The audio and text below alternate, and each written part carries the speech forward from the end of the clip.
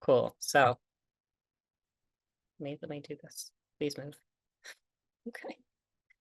Table of contents. This is just a general view of everything that I'm going to discuss today. Welcome to Disability in Ancient Egypt once again.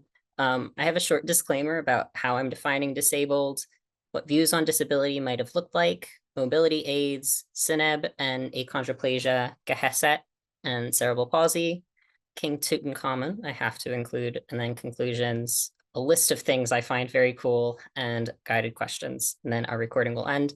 This picture is from Ger Bari. It's also known as like Hatshepsut's temple, and I think it's really cool that there's a ramp and stairs going up. I just wanted to include it because I feel like it's very on brand. So my disclaimer. Disability and transformative justice activist Mia Mingus coined the terms descriptively disabled and politically disabled. Within B4A, we tend to talk about disability as like political identity.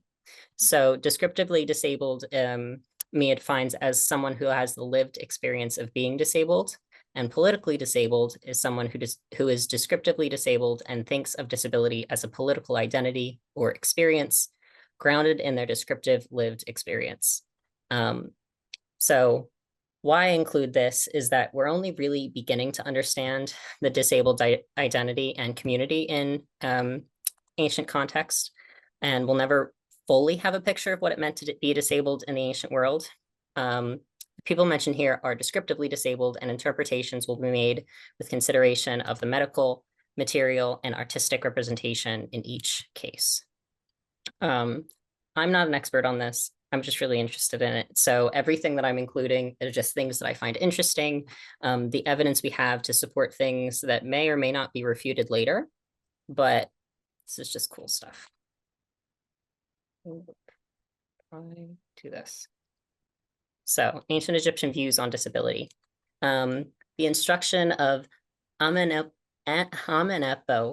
to the right is often cited as proof of the Egyptians' acceptance of disability. While it states to be respectful of those with physical difference, it also implies that people need reminded of this. So the first phrase is, pardon the iffy translation, do not jeer at a blind man nor tease a dwarf, neither interfere with the condition of a cripple, do not taunt a man who is in the hand of God, nor scowl at him if he errs. While the disabled Egyptologist Kyle Lewis Jordan, who I cite throughout, argues that the second half of this instruction is more valuable for these purposes. It states that the gods continue to shape us and shows that the Egyptians recognize that our bodies can and do change. Man is clay and straw, and God is his potter. He overthrows and builds daily. He impoverishes 1,000 if he wishes. He makes 1,000 into examiners when he is in his hour of life. How fortunate is he who reaches the west when he is safe in the hand of God. And Kyle has a couple different videos on his YouTube channel about this specific phrase. He has an interview that specifically talks about God, that's labeled God as his potter. My eyes are tearing up. So mobility aids in ancient Egypt, there's a couple different representations of this, and this is you have to take these with a grain of salt to an extent, because artistic representation obviously isn't clearly evidence of mobility aid use, but we do have actual mobility aids from ancient Egypt. So some stela may represent the use of canes. Roma, the doorkeeper on the right, is depicted with a shortened leg and leaning upon a cane. Excuse me.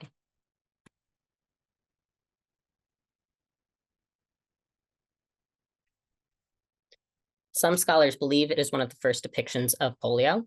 There's a couple different artistic representations of polio in ancient Egypt, as well as some physical evidence of polio. They are not diagnosed cases, but there's some compelling evidence that it was in fact a condition. And 3 prosthetic toes have been found in Egypt. Some of the old examples of prosthetics, other examples are typically found in China. The toe pictured here was used by a 50 to 60-year-old woman in the 21st dynasty, whose big toe was successfully amputated during life. So this prosthetic was actually used. There's wearing upon the bottom of it, and you can tell that it was leaned upon and wasn't just added after death, which I think is very, very interesting.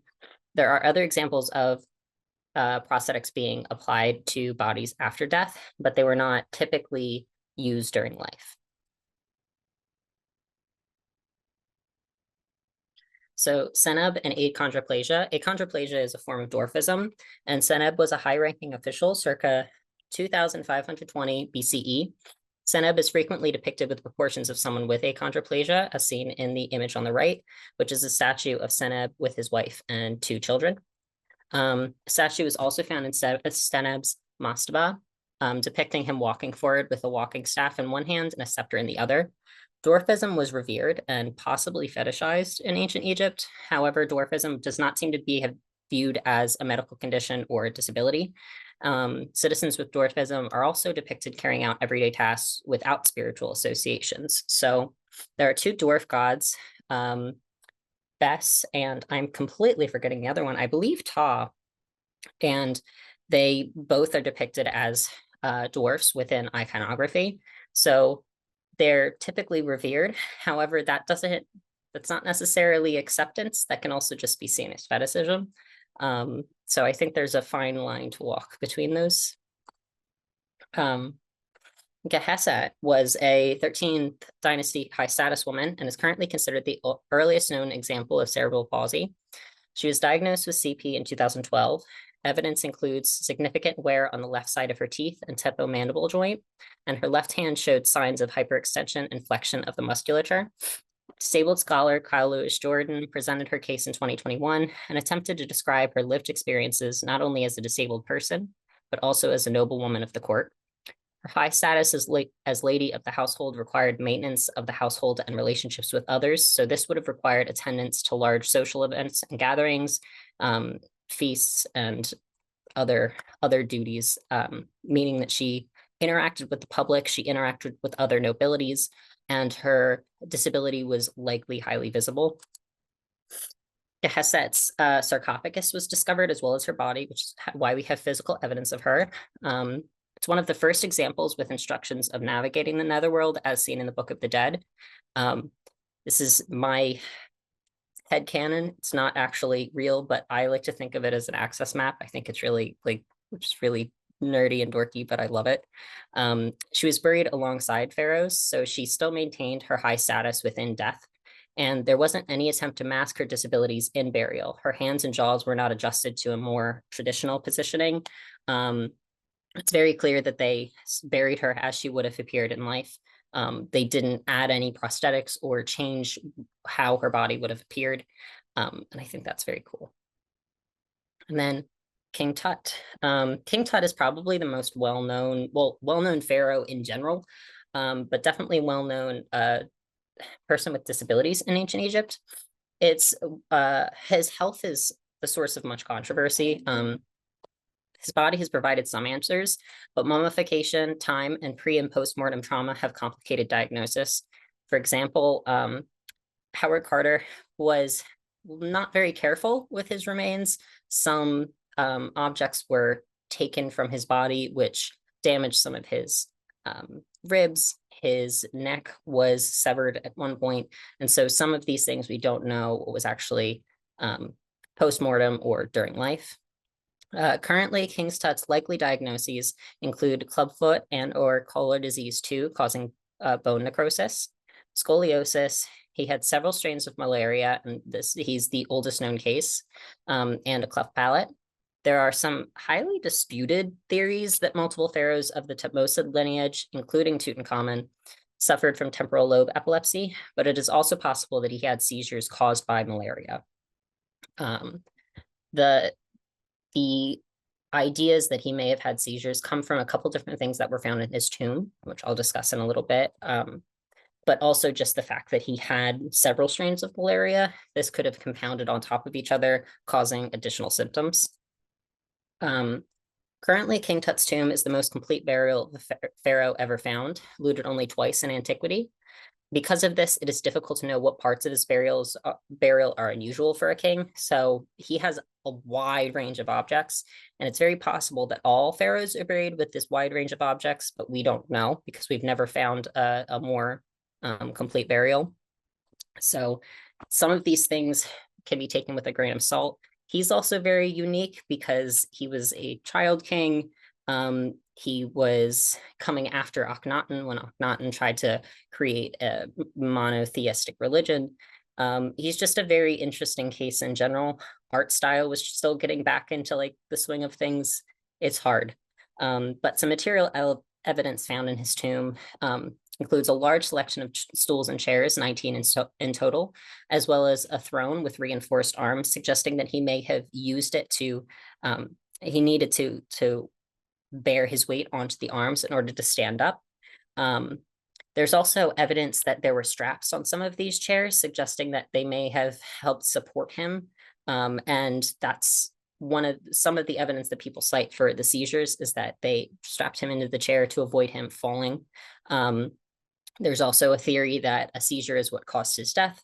We still don't know his exact cause of death, but we also found over 130 walking staffs and canes likely used to aid in walking, which is a lot of canes. Also over 80 pairs of footwear with unusual wear on the left side. Some people dispute this. Some people say that there isn't wear on the left side. Some people say that there's a lot of wear on the left side. It's hard to say. But artistic evidence, there's lotus iconography used throughout his tomb. And lotus was used as a pain remedy and a sleep aid. All artistic depictions within the tomb feature him sitting down, using a cane, or being supported by someone, and his left injured foot is usually concealed.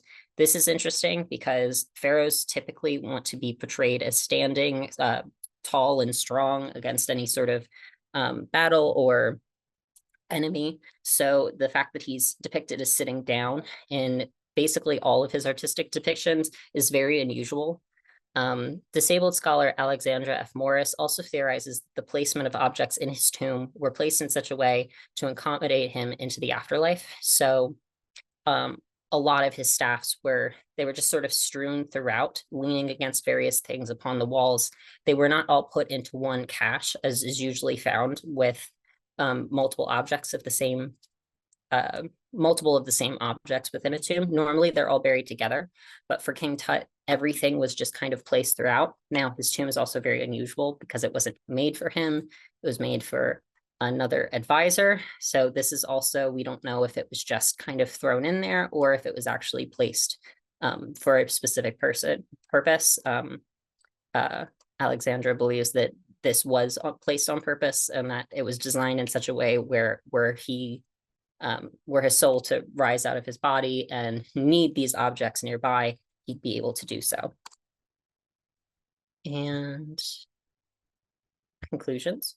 Just like with modern culture, the experience of disability is not a monolith. Whoops. So everything described here is only very specific to those specific cases. A disabled person's condition, social status, geographic location, and the time period in which they live heavily impacted what they may have experienced in ancient Egypt. There's other notable examples of disability in ancient Egypt, like quadriplasia is noted in the Edwin Smith papyrus, very well-known medical papyrus. It talks about treatment options and the symptoms of this, so it was known.